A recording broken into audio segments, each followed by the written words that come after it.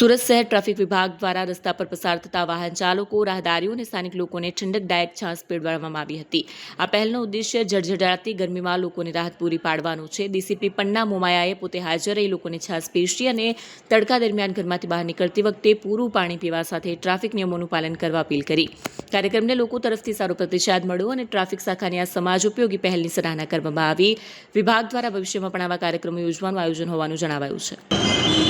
ગરમી અત્યારે ખૂબ વધી ગઈ છે, જેના કારણે સુરત શહેર ટ્રાફિક પોલીસ દ્વારા બપોરના 1 થી 4 સમય દરમિયાન સિગ્નલ બંધ રાખવાનો નિર્ણય લેવામાં આવેલો છે. સાથે સાથે અમુક જે મોટા જંકશન છે ત્યાં શેડ બાંધવામાં આવેલો છે, જેથી કરીને ટુ વ્હીલ વાહન ચાલકો શેડ નીચે ઊભા રહીને એમને લૂ ન લાગે.